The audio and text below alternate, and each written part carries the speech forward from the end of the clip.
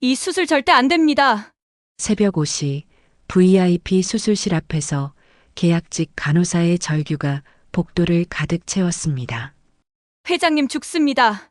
이 마취제 쓰면 심장마비로 죽는다고요. 최서윤의 목소리는 떨렸지만 단호했어요. 양쪽에서 보안 요원 2명이 그녀의 팔을 붙잡고 끌어냈습니다. 26살 여자의 힘으로 버티기엔 역부족이었죠. 그런데 갑자기 서윤이 소매를 걷어 올렸어요. 저 이거 봐요. 회장님한테도 똑같은 게 있어요. 하얀 팔뚝에 붉은 반점이 선명했습니다. 보안 요원들이 잠깐 멈칫하는 사이 서윤은 수술실 문손잡이를 온 힘을 다해 붙잡았어요. 회장님은 저랑 똑같은 희귀 알레르기가 있다고요. 케타민 마취제는 금기예요. 수술대 위 한민우 회장의 의식이 희미하게 돌아왔습니다. 진정제 때문에 몽롱한 상태였지만 그 목소리만큼은 또렷하게 들렸어요. 일면식도 없는 간호사가 자신도 몰랐던 치명적 약점을 어떻게 알고 있을까요? 그러네. 박진수 원장의 차가운 명령이 떨어졌습니다. 마취과 의사는 이미 케타민 주사기를 손에 들고 있었어요. 서윤은 복도로 질질 끌려나가며 마지막으로 외쳤습니다. 제발요. 등 뒤 반점만 확인해 보세요. 쾅! 수술실 문이 닫혔습니다. 빨간 불이 켜졌어요. 복도 바닥에 주저앉은 서윤의 눈에서 눈물이 주르륵 흘러내렸습니다. 그때 수술실 안에서 기계음이 요란하게 울렸어요. 혈압 떨어집니다. 심박수 급상승. 간호사의 다급한 목소리가 문틈으로 새어나왔습니다. 안녕하세요. 행복섬입니다. 지금 이 순간 여러분은 어디에서 이 이야기를 듣고 계신가요? 댓글로 지금 계신 곳을 남겨주시면 그곳으로 기도와 응원을 보내드리겠습니다. 그럼 지금부터 시작하겠습니다. 3주 전으로 시간을 되돌려야 할 것 같습니다. 서울 중심가에 위치한 세인트 메리 병원 VIP 병동. 그곳에 한민우 회장이 입원했어요. 거대 그룹을 일군 65세 노인은 까다롭기로 소문났습니다. 간호사들이 하루가 멀다 하고 교체를 요청했죠. 저 환자 못 맞겠어요. 말투가 너무 차가워서 견딜 수가 없어요. 일주일 만에 5명이 도망쳤습니다. 결국 간호부장은 최서윤을 불렀어요. 서윤 씨, 미안한데 VIP 1호실 좀 맡아줄래요? 계약직 신분으로는 거절할 수 없는 제안이었습니다. 서윤은 조심스럽게 병실 문을 열었어요. 창가에 서 있던 회장이 고개를 돌렸습니다. 날카로운 눈빛이 서윤을 훑었죠. 26살짜리 애가 나를 돌본다고? 목소리에 비웃음이 섞여 있었어요. 서윤은 꾹 참고 밝게 웃었습니다. 최선을 다하겠습니다, 회장님. 최선? 다들 그렇게 말하더군. 회장은 다시 창밖을 바라봤어요. 대화는 거기서 끝이었습니다. 서윤은 묵묵히 바이탈을 체크하고 링거를 확인하고 베개를 정돈했어요. 회장은 한마디도 하지 않았습니다. 그런데 밤 10시쯤 복도를 지나가던 서윤은 1호실에서 기침 소리를 들었어요. 깊고 거친 기침이 계속됐습니다. 서윤은 잠시 망설이다가 휴게실로 갔어요. 개인 가방에서 모가를 꺼냈습니다. 어렸을 때 고아원 원장 선생님이 기침할 때마다 끓여주시던 차였죠. 30분 뒤 서윤은 따끈한 모가차를 들고 병실 문을 두드렸습니다. 회장님, 기침에 좋은 차 끓여왔어요. 한민우는 침대에 앉아 서류를 보고 있다가 고개를 들었어요. 의아한 표정이었습니다. 근무 시간도 아닌데 왜 여기 있나? 기침 소리 들려서요. 이거 드시면 좀 나아지실 거예요. 서윤은 침상 옆 테이블에 찻잔을 놓았습니다. 회장은 아무 말 없이 그 모습을 지켜봤어요. 서윤이 나가려는데 뒤에서 낮은 목소리가 들렸습니다. 고맙군. 짧은 한마디였지만 서윤은 가슴이 따뜻해졌어요. 그날 이후 조금씩 분위기가 바뀌었습니다. 회장은 여전히 말이 없었지만 서윤이 가져다 주는 차는 매번 다 마셨어요. 건조한 병실 공기가 신경 쓰여 가습기를 틀어주면 다음날 어제보다 숨쉬기 편하더군 하고 짧게 말했습니다. 서윤은 성실하게 일했어요. 새벽 6시 교대 근무 시작 전에 미리 와서 병실 환기를 시켰고 회장이 좋아하는 따뜻한 물 온도를 정확히 맞췄습니다. 한민우 회장도 그런 서윤을 유심히 관찰했죠. 자네는 어디서 자랐나? 어느 날 저녁 회장이 갑자기 물었습니다. 서윤은 잠깐 멈칫했어요. 고아원에서 자랐습니다. 가족은? 없어요. 태어나자마자 버려졌대요. 서윤은 담담하게 말했지만 회장의 표정이 미묘하게 굳었습니다. 그는 아무 말 없이 고개를 끄덕였어요. 이상한 침묵이 흘렀습니다. 서윤은 그 침묵이 불편해서 얼른 화제를 돌렸어요. 회장님은 수술 날짜 정해지셨어요? 다음 주 월요일이라더군. 담낭 절제술이야. 간단한 수술이니까 금방 나으실 거예요. 서윤은 밝게 웃었지만 회장은 창밖만 바라봤습니다. 뭔가 마음에 걸리는 듯한 표정이었어요. 사흘 뒤 서윤은 우연히 VIP 병동 끝 상담실 앞을 지나가게 됐습니다. 안에서 박진수 원장의 목소리가 새어나왔어요. 문이 살짝 열려 있었습니다. 그쪽에서 약속한 금액만 입금되면 수술 때 처리하겠습니다. 서윤은 발걸음을 멈췄어요. 심장이 쿵쾅거렸습니다. 마취 중 심정지로 처리하면 아무도 의심 못해요. 완벽한 의료사고니까요. 전화기 너머에서 남자 목소리가 들렸습니다. 형님만 없어지면 모든 게 내 거야. 확실하게 부탁하네. 서윤은 온몸이 얼어붙었어요. 그 순간 상담실 문이 활짝 열렸습니다. 박진수 원장이 서윤과 눈이 마주쳤죠. 원장의 얼굴이 차갑게 굳었습니다. 최서윤 간호사, 여기서 뭐하고 있나? 저기, 링거 확인하러 가는 길이었어요. 서윤은 황급히 고개를 숙이고 지나쳤습니다. 손이 부들부들 떨렸어요. 복도 끝에서 뒤를 돌아보니 박 원장이 차갑게 서윤을 쳐다보고 있었습니다. 그 눈빛에는 분명한 경고가 담겨 있었어요. 다음 날 아침 서윤은 평소처럼 회장 병실에 들어갔습니다. 그런데 이상했어요. 한민우 회장이 침대에 앉아 등을 긁고 있었습니다. 회장님, 불편하세요? 등이 좀 가렵군. 며칠 전부터 그래. 서윤은 조심스럽게 다가갔어요. 회장이 잠옷 윗부분을 내렸습니다. 그 순간 서윤의 눈이 커졌어요. 회장의 왼쪽 어깨 아래, 심장 근처에 붉은 반점이 있었습니다. 동전만 한 크기였죠. 서윤은 숨이 멎는 것 같았어요. 자신의 등에도 똑같은 위치에 똑같은 반점이 있었거든요. 회장님, 이거 언제부터 있으셨어요? 태어날 때부터라고 들었네. 모방 같은 거야. 서윤의 손이 떨렸습니다. 10만 명 중 1명 꼴로 나타나는 희귀 유전 표지, 악성 고열증 체질의 증거였어요. 10년 전 서윤은 맹장 수술을 받다가 죽을 뻔했습니다. 마취제를 투여하자마자 체온이 42도까지 치솟았고 심장이 멈춰섰죠. 응급처치로 간신히 살아났어요. 그때 의사가 말했습니다. 이 반점이 보이죠? 아주 드문 유전 질환의 표지예요. 케타민 같은 특정 마취제는 절대 금기입니다. 평생 조심해야 해요. 서윤은 그 뒤로 목에 의료경고 팔찌를 차고 다녔어요.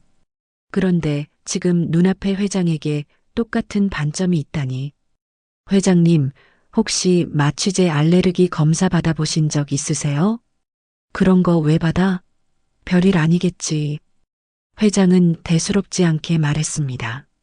서윤은 불안해졌어요. 당장 말해야 할까요? 하지만 확신이 없었습니다. 같은 반점이라고 해서 꼭 같은 체질인 건 아닐 수도 있잖아요. 괜히 불안감만 조성했다가 계약직 신분에 문제가 생길 수도 있었어요. 그날 오후 서윤은 의무기록실로 달려갔습니다. 수술 계획서를 확인해야 했어요. 컴퓨터 화면을 열자 한민우 회장의 수술 스케줄이 떴습니다. 마취 계획서를 클릭했어요. 그리고 그 화면을 보는 순간 온몸에 소름이 돋았습니다. 케타민이었어요. 서윤이 절대 쓰면 안 되는 바로 그 약물이었습니다. 심장이 미친 듯이 뛰었어요. 이건 우연이 아니었습니다. 어제 들었던 박 원장의 전화 통화가 떠올랐죠. 마취 중 심정지로 처리하면 아무도 의심 못해요. 계획된 살인이었습니다. 서윤은 곧장 박진수 원장 방으로 뛰어갔어요. 노크도 없이 문을 열었습니다. 원장님, 한민우 회장님 마취제를 바꿔야 해요. 박 원장은 서류를 보다가 천천히 고개를 들었어요. 차가운 미소를 지었습니다. 최서윤 간호사, 갑자기 왜 이러나? 회장님은 케타민 쓰시면 안 돼요. 악성 고열증 체질이실 가능성이 높아요. 등에 반점도 있고 계약직 주제에 마취 계획에 참견하는 건가? 원장의 목소리가 차갑게 식었습니다.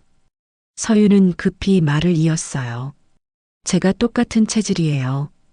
10년 전에 케타민 쇼크로 죽을 뻔했어요. 회장님도 똑같은 반점이 있다고요. 그래서 자네 경험으로 환자를 진단하겠다는 건가? 의사도 아니면서 박 원장은 비웃었습니다. 서윤은 절박하게 손을 모았어요. 검사라도 한 번만 해주세요. 제발이에요. 나가. 다시는 이런 식으로 업무를 방해하지 마. 원장은 손을 휘저으며 쫓아냈습니다. 서윤은 복도로 나와 벽에 기댔어요. 무릎에 힘이 풀렸습니다. 어떡하죠? 회장님께 직접 말씀드려야 하나? 하지만 그것도 쉽지 않았어요. 병실로 가려는데 누군가 뒤에서 말을 걸었습니다. 최서윤 씨, 잠깐만요. 돌아보니 정장 차림의 중년 남자가 서 있었어요. 날카로운 인상이었습니다. 저는 한준석입니다. 회장님 동생이죠. 아, 안녕하세요. 서윤은 고개를 숙였어요. 준석은 차갑게 웃었습니다. 형님 병실에 자주 드나드는 것 같던데 혹시 불필요한 얘기하지 않았죠? 네. 무슨 말씀이신지. 간호사가 환자한테 불안감을 조성하면 안 됩니다. 수술 앞둔 환자는 심리적으로 예민하거든요. 준석의 눈빛이 날카로웠어요. 경고였습니다. 서윤은 등골이 서늘해졌어요. 조심하세요, 최서윤 씨. 계약직은 언제든 잘릴 수 있으니까. 준석은 그렇게 말하고 유유히 걸어갔습니다. 서윤은 그 자리에 얼어붙었어요. 사방이 적이었습니다. 원장도 회장 동생도 아무도 서윤의 말을 믿으려 하지 않았어요. 그날 저녁 서윤은 다시 회장 병실로 갔습니다. 마지막 시도였어요. 한민우 회장은 창가에 서서 야경을 보고 있었습니다. 회장님, 죄송하지만 꼭 드릴 말씀이 있어요. 무슨 일인가? 수술 전에 마취제 알레르기 검사를 꼭 받으셔야 해요. 회장님 등에 있는 반점이. 그때 병실 문이 열렸습니다. 박진수 원장과 한준석이 함께 들어왔어요. 원장이 차갑게 말했습니다. 최서윤 간호사, 지금 뭐 하는 건가? 저는 그냥. 회장님, 이 간호사가 계속 불필요한 불안감을 조성하고 있습니다. 마취제가 위험하다느니 검사를 받아야 한다느니. 한준석이 끼어들었어요. 형님, 수술 앞두고 스트레스 받지 마세요. 전문의를 믿으셔야죠. 한민우 회장은 서윤을 쳐다봤습니다.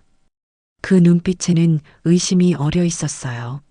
서윤 씨, 나가보게. 하지만, 나가라고 했네. 회장의 목소리는 단호했습니다. 서윤은 고개를 숙이고 병실을 나왔어요. 문이 닫히고 안에서 세 남자의 낮은 대화 소리가 들렸습니다. 서윤은 복도 벤치에 주저앉았어요. 눈물이 주르륵 흘러내렸습니다. 아무도 믿어주지 않았어요. 다음 날 아침 서윤은 간호부장실로 호출됐습니다. 책상 앞에 앉은 부장의 표정이 굳어 있었어요. 서윤 씨, 오늘부터 VIP 병동 담당에서 제외됩니다. 네, 왜요? 박 원장님 지시예요. 일반 병동으로 배치 전환하세요. 서윤은 얼굴이 하얘졌습니다. 회장님을 지킬 마지막 기회마저 사라진 거예요. 부장은 서류를 건네며 덧붙였어요. 그리고 VIP 병동 출입도 금지입니다. 출입카드 회수할게요. 서윤은 멍하니 카드를 내밀었어요. 손이 떨렸습니다. 일반 병동으로 내려가는 복도는 끝없이 길게 느껴졌어요. 수술은 이틀 뒤였습니다. 시간이 없었어요. 그날 저녁 서윤은 병원 뒤편 흡연실 근처를 지나가다 누군가와 부딪혔습니다.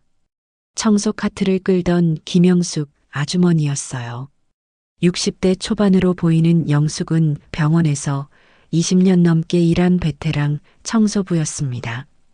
어머, 서윤 씨 아니에요? 왜 이렇게 안색이 안 좋아요? 아, 아주머니. 괜찮아요. 서윤은 억지로 웃었지만 영숙의 눈을 속일 순 없었어요. 영숙은 서윤을 한적한 벤치로 데려갔습니다. 무슨 일 있죠? 나한테 말해봐요. 서윤은 참았던 눈물이 터져 나왔어요. 한참을 울다가 떨리는 목소리로 모든 걸 털어놨습니다. 수술 음모, 반점, 아무도 믿어주지 않는 현실까지. 영숙은 서윤의 손을 꽉 잡았어요. 나도 이 병원에서 이상한 일 많이 봤어요. 10년 전에 우리 딸도 여기서 수술 받다가 갑자기 죽었거든요. 네, 의료사고라고 했어요. 하지만 이상했어요. 멀쩡하던 애가 수술대 위에서 갑자기. 그때도 박 원장이 집도이였죠. 영숙의 목소리가 떨렸습니다. 서윤은 영숙의 손을 꽉 잡았어요. 더 이상 억울한 사람이 나오면 안 돼요. 내가 도와줄게요, 서윤 씨. 하지만 어떡해요? 저는 VIP 병동 출입도 금지됐어요. 영숙이 미소 지었습니다. 청소부는 어디든 들어갈 수 있어요. 수술 전날 밤 영숙은 서윤을 병원 지하 창고로 데려갔어요. 청소부 유니폼과 마스크를 건넸습니다. 내일 새벽 4시에 여기서 만나요. 청소 카트에 숨어서 VIP 병동으로 올라가는 거예요. 아주머니, 이러시다 큰일 나요. 괜찮아요. 이미 각오했어요. 영숙의 눈빛은 단호했습니다. 서윤은 고개를 숙여 인사했어요. 수술 당일 새벽 4시, 서윤은 청소 카트 아래 공간에 몸을 숨겼습니다. 영숙이 카트를 밀며 VIP 병동 엘리베이터를 탔어요. 보안 요원이 물었습니다. 이 시간에 청소해요? 네, 수술 전에 미리 하라고 지시받았어요. 엘리베이터 문이 닫혔습니다. 서윤은 숨을 죽였어요. 심장이 터질 것 같았습니다. 5층 VIP 병동에 도착했어요. 영숙은 복도를 확인하고 서윤을 빼냈습니다. 수술 준비실은 저쪽 끝이에요. 조심해요. 서윤은 고개를 끄덕이고 복도를 따라 뛰었어요. 새벽 4시 30분, 수술은 5시에 시작될 예정이었습니다. 준비실 문을 살짝 열고 안을 들여다봤어요. 다행히 아무도 없었습니다. 서윤은 재빨리 들어가 마취제 보관함을 열었어요. 케타민 바이알이 트레이 위에 준비돼 있었습니다. 서윤은 손을 뻗었어요. 케타민을 치우고 프로포폴로 바꿔치기 하려는 순간이었습니다. 뭐 하는 거야? 뒤에서 박진수 원장의 목소리가 터져 나왔어요. 서윤은 깜짝 놀라 뒤돌아봤습니다. 원장의 얼굴이 일그러져 있었어요. 이 미친 여자가. 경비. 복도에서 보안 요원 2명이 달려왔습니다. 서윤은 케타민 바이아를 움켜쥐었어요. 이 약 쓰시면 안 돼요. 회장님 죽어요. 당장 저 여자 끌어내. 보안 요원들이 서윤의 팔을 잡았습니다. 서윤은 발버둥 쳤지만 역부족이었어요. 바이알이 바닥에 떨어져 깨졌습니다. 투명한 액체가 타일 바닥에 퍼졌어요. 보안실로 데려가. 경찰 부를 거야. 박 원장은 차갑게 명령했습니다. 서윤은 질질 끌려가며 소리쳤어요. 회장님, 회장님. 하지만 회장의 병실 문은 굳게 닫혀 있었습니다. 서윤은 보안실에 갇혔어요. 작은 방, 철문, 창문도 없는 공간이었습니다. 벽시계를 보니 4시 50분이었어요. 10분 뒤면 수술이 시작됩니다. 제발, 제발. 서윤은 무릎을 꿇고 기도했어요. 그때 복도에서 발소리가 들렸습니다. 문이 열렸어요. 김영숙이 열쇠를 들고 서 있었습니다. 어떻게? 청소부는 모든 열쇠를 갖고 있어요. 빨리 가요. 영숙이 서윤을 끌어냈습니다. 서윤은 영숙을 꽉 안았어요. 아주머니, 갈 시간 없어요. 뛰어요. 두 사람은 복도를 미친 듯이 달렸습니다. 수술실 앞에 도착했을 때 시계는 4시 58분을 가리키고 있었어요. 수술실 밖 대기실에 한준석이 서 있었습니다. 서윤을 보자 그의 얼굴이 굳었어요. 당신 어떻게 여기에? 서윤은 준석을 밀치고 수술실 문손잡이를 잡았습니다. 준석이 서윤의 팔을 붙잡았어요. 나요. 미친 여자. 보안. 복도 끝에서 보안 요원들이 다시 달려왔습니다. 서윤은 있는 힘껏 문을 밀었어요. 문이 열렸습니다. 수술실 안에서 마취과 의사가 케타민 주사기를 들고 있었어요. 한민우 회장은 이미 진정제를 맞아 눈이 감겨 있었습니다. 이 수술 절대 안 됩니다. 서윤의 절규가 수술실을 가득 채웠어요. 보안 요원 2명이 서윤의 양팔을 붙잡았습니다. 서윤은 발버둥 치며 소리쳤어요. 회장님 죽습니다. 이 마취제 쓰면 심장마비로 죽는다고요. 마취과 의사가 당황한 표정으로 손을 멈췄어요. 케타민 주사기 끝에서 투명한 액체 한 방울이 떨어졌습니다. 박진수 원장이 차갑게 말했습니다. 끌어내. 당장. 서윤은 필사적으로 저항했어요. 복도로 끌려나가려는 순간 소매를 걷어 올렸습니다. 하얀 팔뚝에 붉은 반점이 선명하게 드러났어요. 저 이거 봐요. 회장님한테도 똑같은 게 있어요. 수술실 안간호사 한 명이 눈을 크게 떴습니다. 보안 요원들도 잠깐 멈칫했어요. 서윤은 그 틈을 타 다시 외쳤습니다. 10년 전에 저 맹장 수술 받다가 케타민 쇼크로 죽을 뻔했어요. 이 반점은 악성 고열증 표지라고요. 마취과 의사가 주사기를 내려놓으며 원장을 쳐다봤어요. 원장님, 환자분 등에 정말 반점이 있나요? 그딴 게 무슨 상관이야. 수술 진행해. 박 원장의 목소리가 날카로웠습니다. 하지만 마취과 의사는 망설였어요. 그때 수술대 위에서 희미한 목소리가 들렸습니다. 등. 확인. 한민우 회장이었어요. 진정제 때문에 의식이 흐릿했지만 서윤의 목소리를 들었습니다. 그 간절함을, 그 절박함을. 회장은 희미한 의식 속에서 중얼거렸어요. 반점. 확인해. 순한 간호사가 조심스럽게 회장의 등을 확인했습니다. 잠옷을 살짝 내리자 왼쪽 어깨 아래 심장 근처에 붉은 반점이 나타났어요. 동전만 한 크기였습니다. 간호사가 숨을 들이켰어요. 원장님, 정말 반점이 있습니다. 마취과 의사가 얼굴이 하얗게 질렸어요. 그는 급히 회장의 차트를 펼쳤습니다.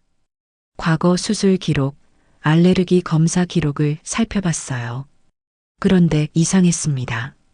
마취제 알레르기 검사 항목이 비어 있었어요. 이건 악성 고열증 표지와 형태가 똑같습니다. 마취가 의사의 목소리가 떨렸어요. 그는 케타민 주사기를 트레이에 내려놓았습니다. 죄송하지만 이 상태로는 수술 진행 못합니다. 케타민 계열 마취제는 악성 고열증 환자에게 금기예요.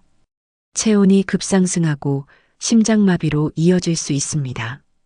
박진수 원장의 얼굴이 일그러졌어요. 한준석이 수술실 밖에서 소리쳤습니다. 그냥 진행하라고.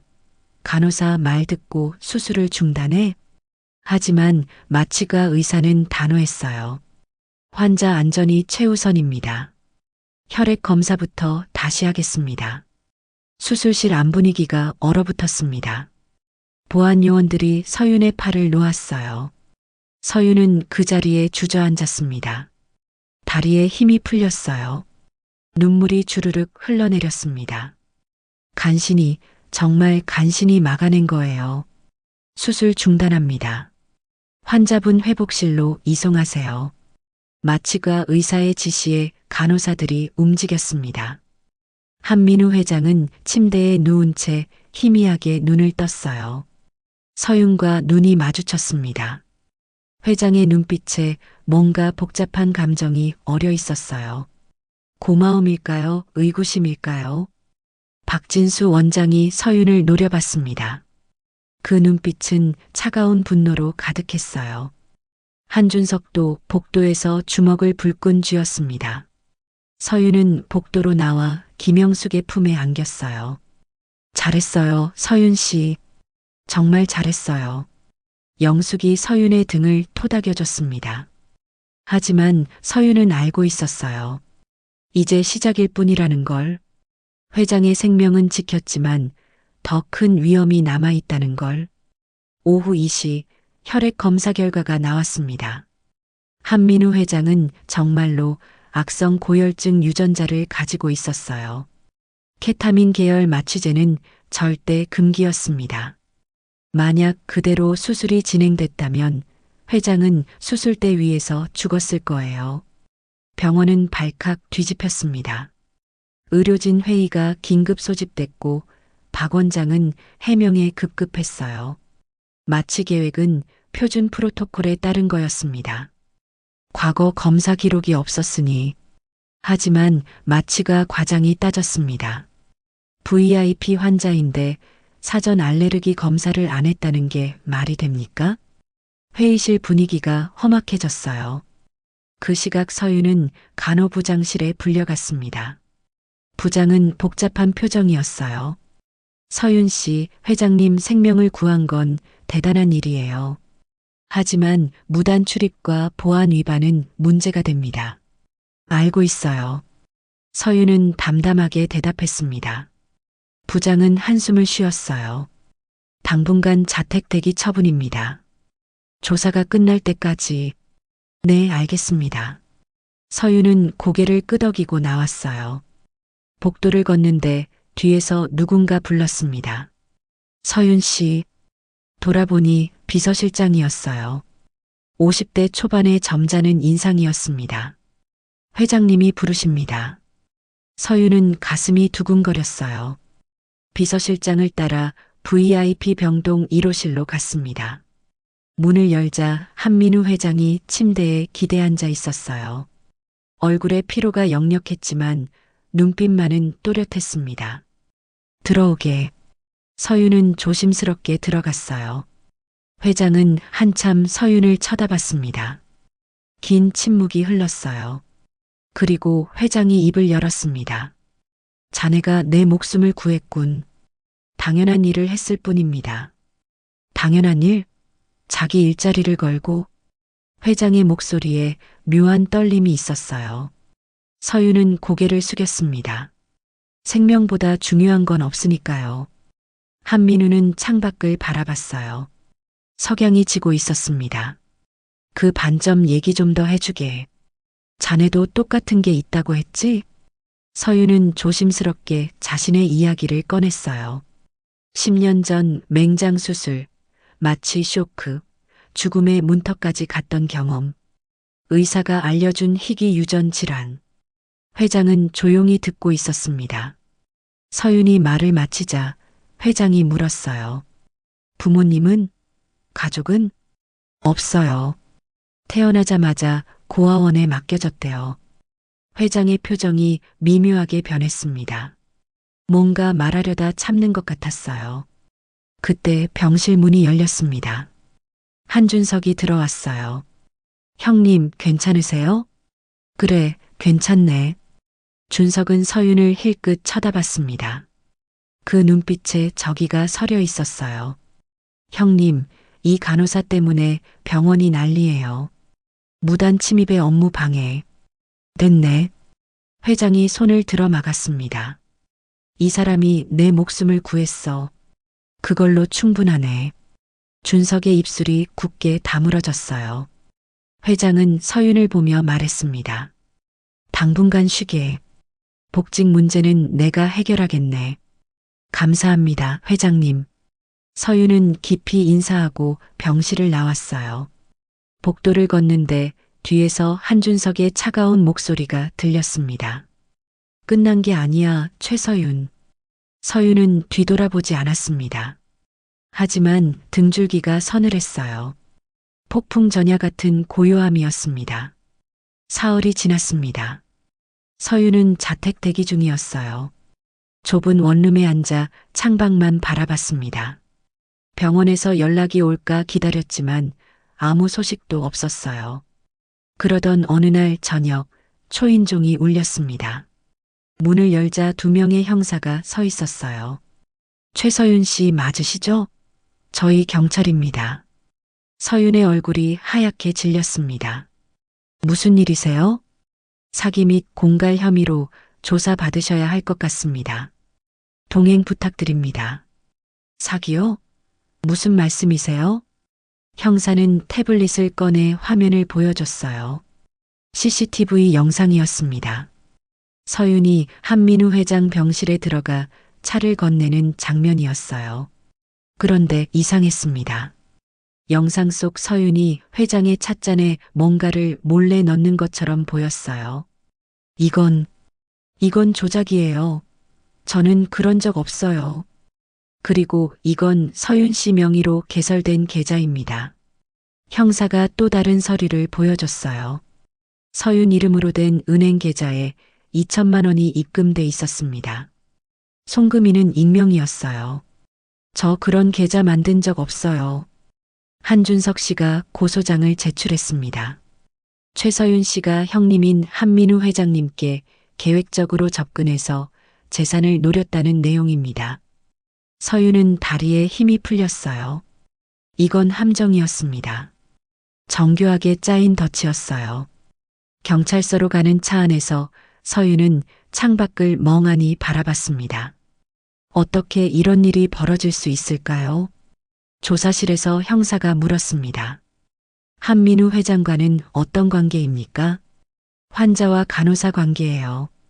그런데 왜 근무 시간도 아닌데 병실에 찾아가 차를 끓여다 드렸죠?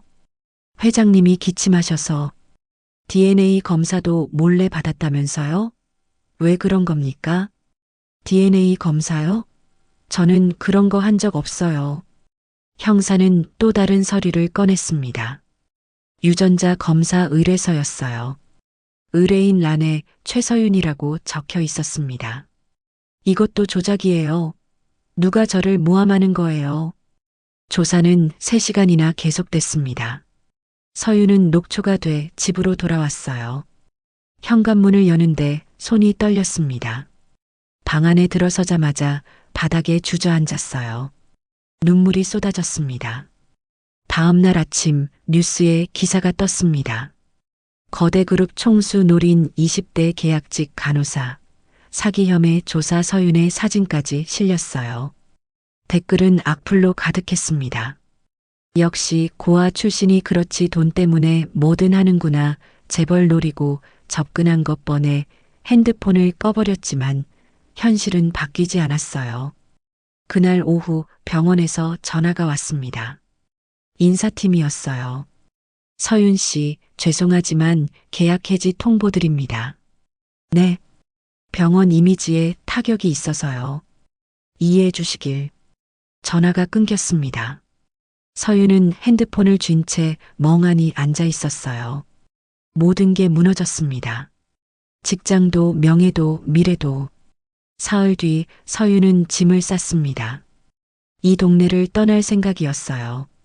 어디론가 숨고 싶었습니다. 그때 초인종이 다시 울렸어요. 이번엔 누굴까요? 문을 열자 한민우 회장의 비서실장이 서 있었습니다.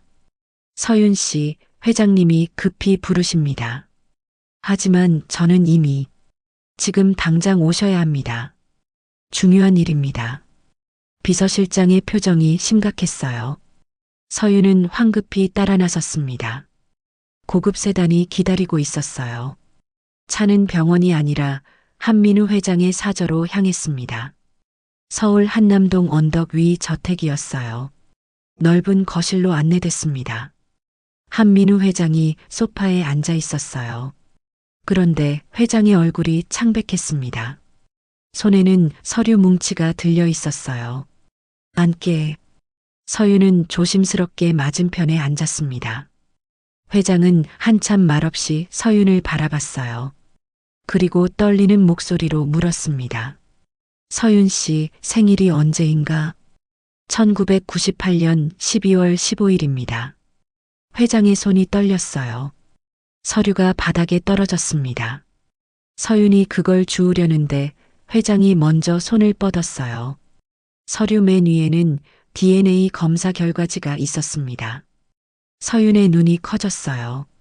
이건 내가 의뢰한 거네. 자네가 수술실에서 내 목숨을 구한 날 이상한 느낌이 들었어. 그 반점, 그 절박함, 그 눈빛. 회장의 목소리가 갈라졌습니다. 26년 전 난 사랑하는 여인이 있었네. 이민지라는 사람이었어. 하지만 집안의 반대로 헤어져야 했지.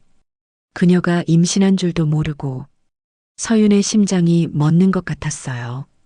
민지는 혼자 아이를 낳았어. 출산 후 합병증으로 세상을 떠났고 아기는 고아원에 맡겨졌지. 난 그 사실을 작년에야 알았네.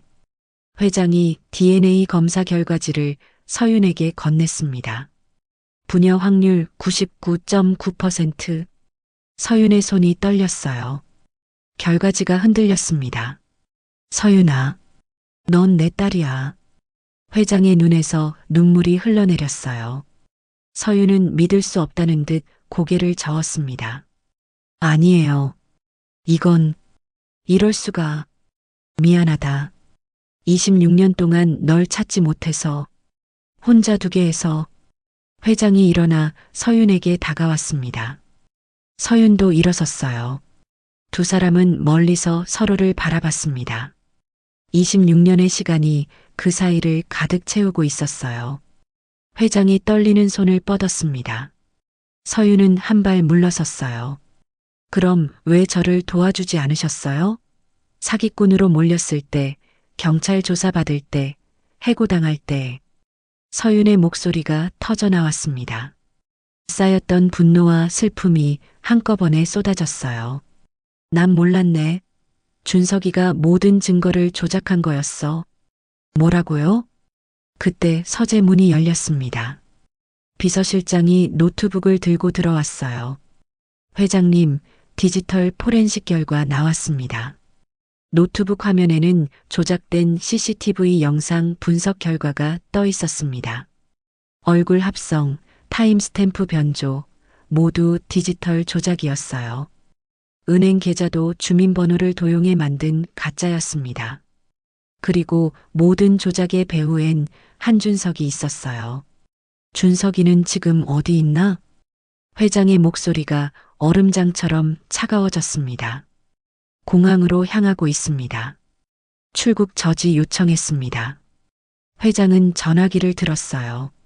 경찰청장에게 직접 전화를 걸었습니다. 한준석을 긴급 체포해 주시게. 증거는 모두 확보했네. 전화를 끊고 회장은 서윤을 바라봤습니다. 서윤은 여전히 믿기지 않는다는 표정이었어요. 회장이 다가와 서윤의 어깨를 잡았습니다. 이제부터 내가 지킬게. 다시는 혼자 두지 않겠네. 서윤의 눈에서 눈물이 주르륵 흘러내렸어요.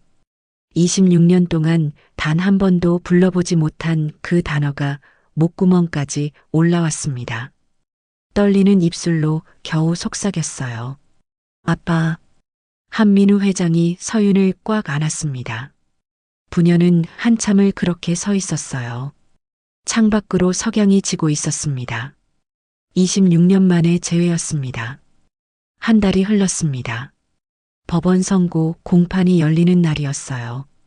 서울중앙지방법원 대법정에는 기자들로 가득했습니다. 한민우 회장은 방청석 맨 앞에 앉아 있었고 서윤은 그 옆에 조용히 자리했어요. 피고인석에 한준석이 수갑을 찬 채 앉았습니다. 한때 거대 그룹 이사였던 남자는 초라한 모습이었어요. 박진수 전 원장도 그 옆에 앉아 있었습니다. 재판장이 판결문을 읽기 시작했어요.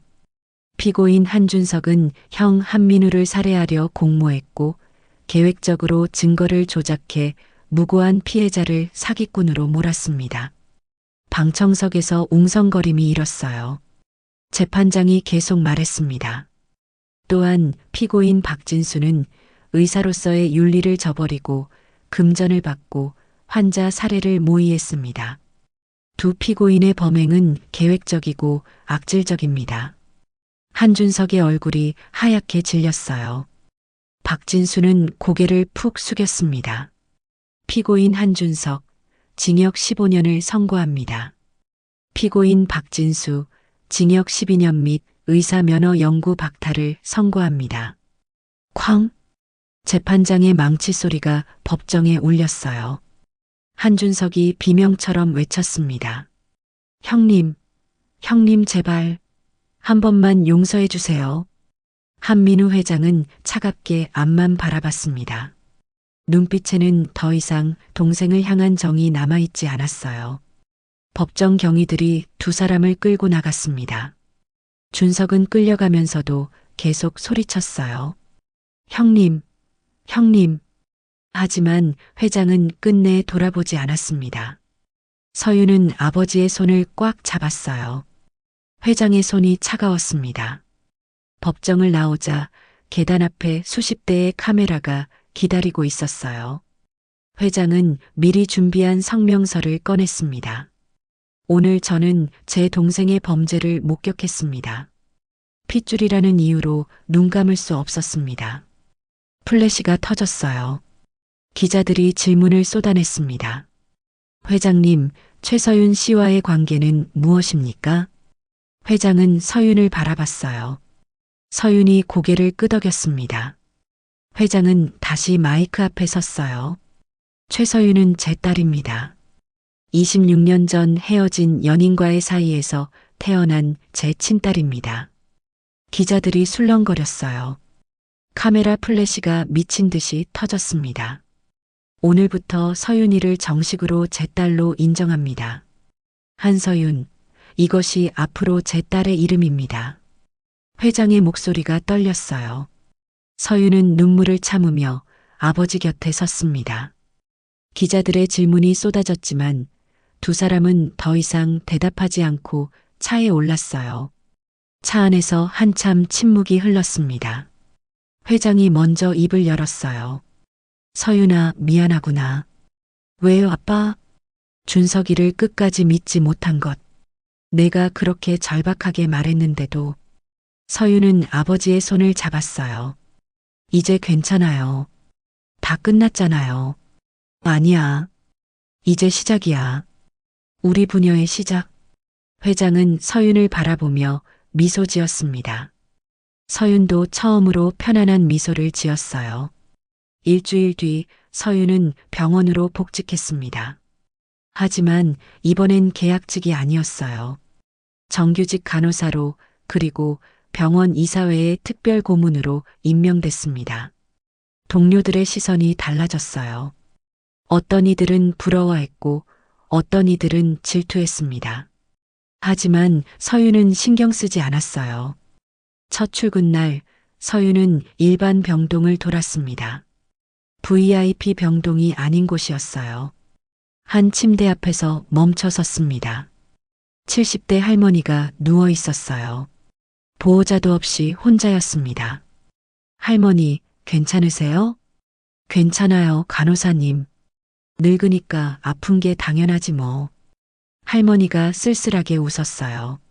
서윤은 할머니의 손을 잡았습니다. 제가 자주 들를게요. 혼자 두지 않을게요.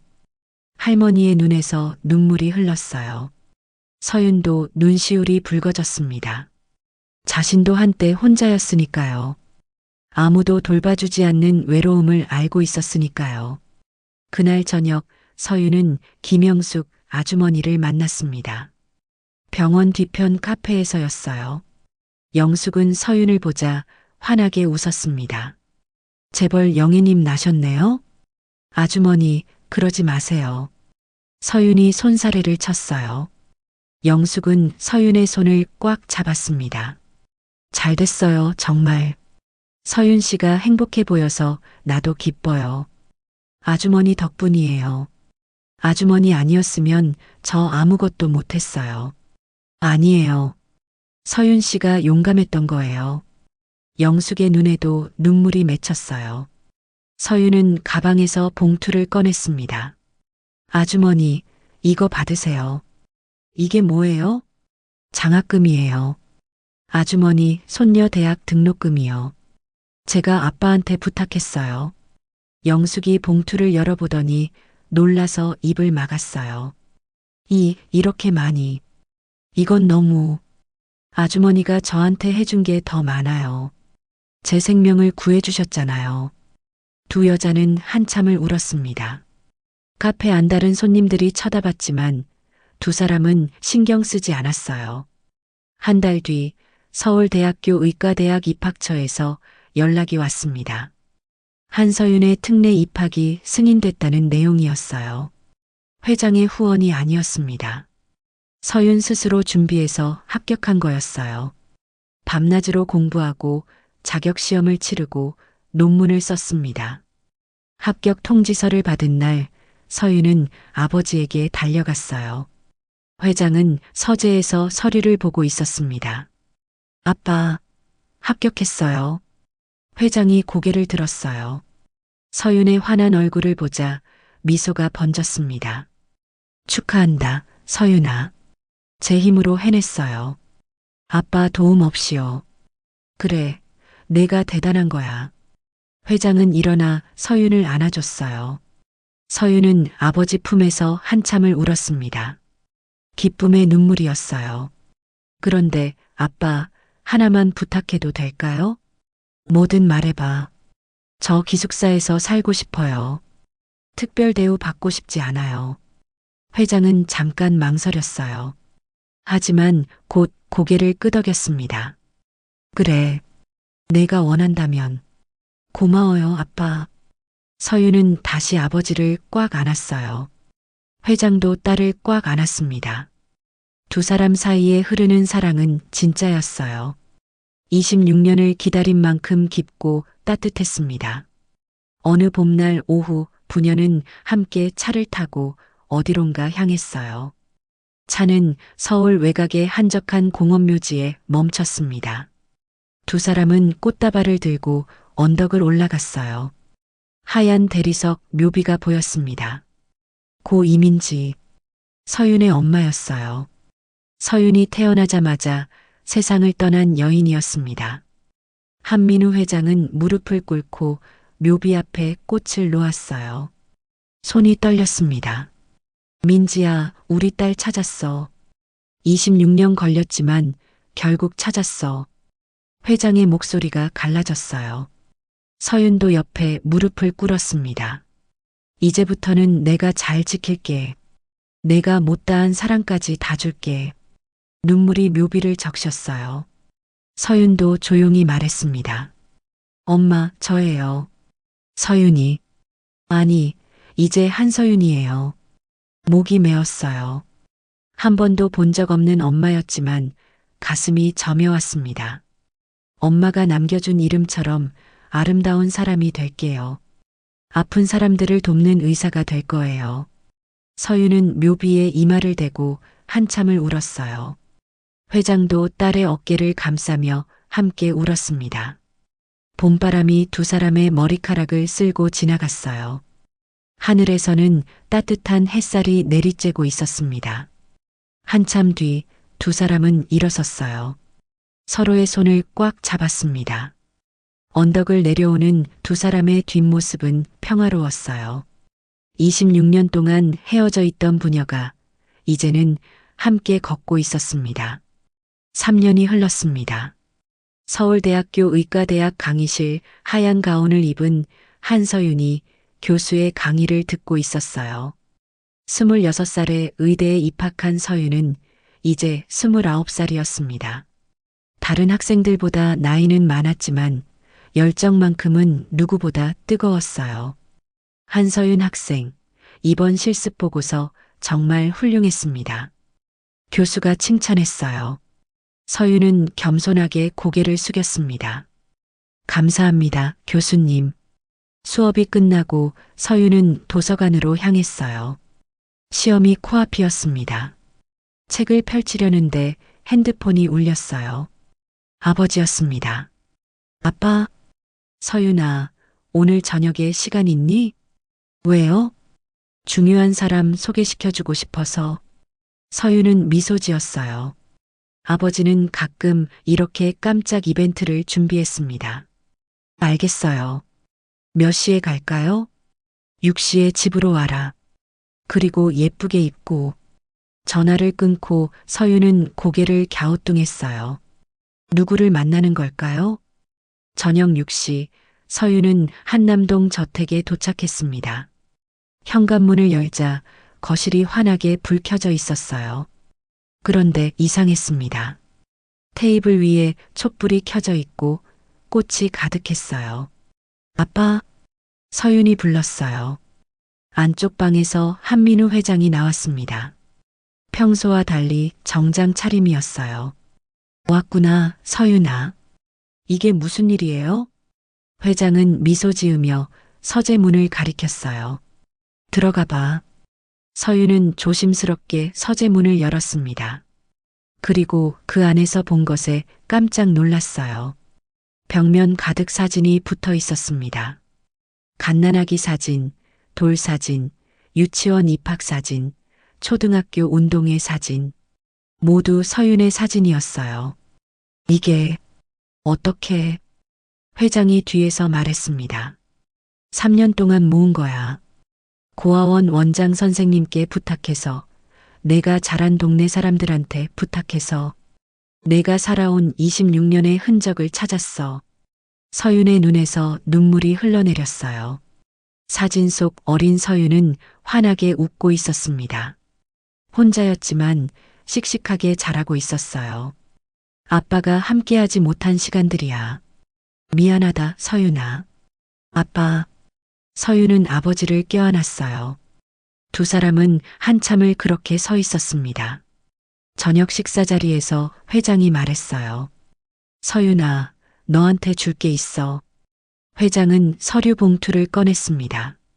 서윤이 열어보니 부동산 등기부등본이었어요. 이건 내 이름으로 된 건물이야. 작은 오피스텔인데 임대 수익으로 내 학비랑 생활비 충당할 수 있을 거야. 아빠, 이건 너무 과해요. 아니야. 내가 혼자 힘으로 의대 합격했잖아. 이건 그에 대한 보상이야. 서윤은 고개를 저었어요. 전 괜찮아요. 장학금이랑 아르바이트로 충분해요. 그래도 아빠, 전 아빠가 필요한 거지. 아빠 재산이 필요한 게 아니에요. 회장의 눈시울이 붉어졌어요. 딸의 말 한마디 한마디가 가슴에 와닿았습니다. 알았어. 내가 원하는 대로 하자. 두 사람은 마주보며 웃었어요. 창밖으로 별이 반짝이고 있었습니다. 6개월 뒤 서울대병원 본관 앞에서 기념식이 열렸습니다. 이민지 장학재단 현판식이었어요. 한민우 회장이 세운 재단이었습니다. 고아 출신 의대생과 간호대생을 지원하는 장학재단이었어요. 오늘 이 재단을 설립하는 것은 제 개인적인 속죄입니다. 회장이 마이크 앞에서 말했어요. 26년 전 제가 지키지 못한 사람을 기억하고 그분처럼 어려운 환경에서도 꿈을 잃지 않는 젊은이들을 돕고자 합니다. 현판이 공개됐어요. 이민지 장학재단.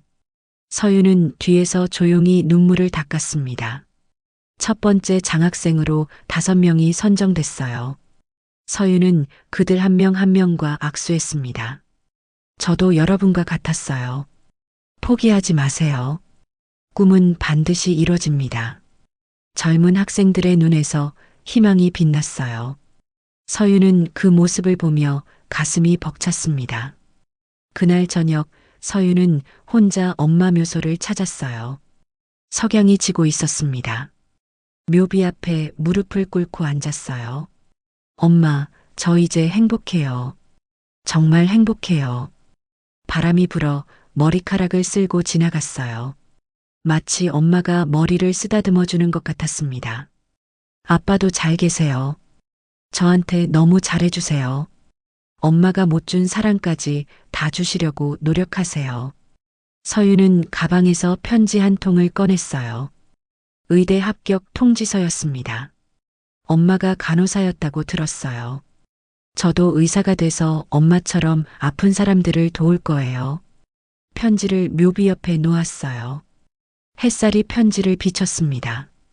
그리고 엄마, 저 용서했어요. 저를 낳고 떠나신 거. 처음엔 원망했는데 이제는 알아요. 엄마도 어쩔 수 없었다는 거. 눈물이 뺨을 타고 흘러내렸어요. 사랑해요, 엄마. 못 만나봤지만 정말 사랑해요. 서윤은 한참을 묘비 앞에 앉아 있었어요. 해가 완전히 지고 별이 하나둘 떠올랐습니다. 일어서려는데 뒤에서 발소리가 들렸어요. 돌아보니 아버지가 서 있었습니다. 따라온 거예요, 아빠? 응. 혼자 두고 싶지 않았어. 회장이 다가와 딸의 어깨에 손을 올렸어요. 두 사람은 나란히 묘비를 바라봤습니다. 민지야, 우리 딸 정말 잘 자랐어. 내가 봤으면 자랑스러워했을 거야. 회장의 목소리가 떨렸어요. 이제 우리 셋이서 함께야. 비록 내가 곁에 없지만 우리 마음속엔 항상 내가 있어. 바람이 불었어요. 나뭇잎이 살랑거렸습니다. 묘비 위에 떨어진 낙엽을 서윤이 조심스럽게 치웠어요. 회장도 무릎을 꿇고 묘비를 닦았습니다. 부녀는 말없이 묘소를 정리했어요. 한참 뒤 두 사람은 일어났습니다. 손을 꽉 잡고 언덕을 내려왔어요. 주차장에 도착하자 회장이 물었습니다. 배고프지? 뭐 먹고 싶어? 아빠가 만들어주는 라면 먹고 싶어요. 회장이 웃었어요. 그래, 집에 가서 끓여주마. 차 안에서 서로를 바라보며 미소 지었어요. 엔진 소리가 조용히 울렸습니다. 차는 천천히 출발했어요. 백미러에 비친 묘지가 점점 멀어졌습니다. 하지만 두 사람의 마음속에 이민지는 영원히 살아있을 거예요. 집으로 가는 길 서윤이 창밖을 바라보며 말했습니다. 아빠, 저 나중에 훌륭한 의사가 되면 무료 진료소 하나 열고 싶어요. 좋은 생각이네. 어디에? 제가 자란 동네요. 거기엔 아직도 병원 한 번 못 가는 사람들이 많거든요. 회장은 운전대를 잡은 손에 힘을 주었어요. 딸이 자랑스러웠습니다. 그때가 되면 아빠가 건물 하나 지어줄게. 아빠, 또 그러시네. 이건 투자야, 투자. 우리 딸 꿈에 투자하는 거지. 두 사람은 웃음을 터뜨렸어요. 차 안에 웃음소리가 가득했습니다. 한남동 집에 도착해서 회장은 정말로 라면을 끓였어요. 서툴렀지만 정성을 다했습니다. 서윤은 그 모습을 흐뭇하게 바라봤어요. 다 됐다. 먹어봐. 부녀는 식탁에 마주 앉았습니다. 김이 모락모락 나는 라면 2그릇이었어요. 서윤이 한 입 먹고 엄지를 치켜들었습니다. 맛있어요, 아빠. 거짓말하지 마. 짜고 맛없어 보이는데. 진짜 맛있어요. 두 사람은 또 웃었어요. 소박한 저녁이었지만 그 어느 때보다 따뜻했습니다. 창밖으로 서울 야경이 반짝이고 있었어요. 26년의 시간을 건너 만난 부녀는 이제 함께 미래를 향해 걷고 있었습니다. 밤이 깊어갔어요. 서윤은 아버지와 함께 소파에 앉아 TV를 봤습니다. 예전엔 상상도 못했던 평범한 일상이었어요. 하지만 이 평범함이 얼마나 소중한지 두 사람은 너무나 잘 알고 있었습니다. 서윤아, 네, 아빠. 행복하니? 서윤은 아버지를 바라봤어요. 그리고 환하게 웃었습니다. 네, 정말 행복해요. 회장도 미소 지었어요. 그것만으로 충분했습니다. 딸의 행복, 그것이 아버지가 바라는 전부였으니까요. 창밖으로 첫눈이 내리기 시작했습니다. 하얀 눈송이가 조용히 세상을 덮어갔어요. 새로운 시작을 알리는 것처럼 부녀는 창밖을 바라보며 나란히 서 있었습니다. 손을 꽉 잡은 채로 26년 동안 헤어져 있었지만 이제는 영원히 함께할 거예요. 그것만으로도 기적이었습니다.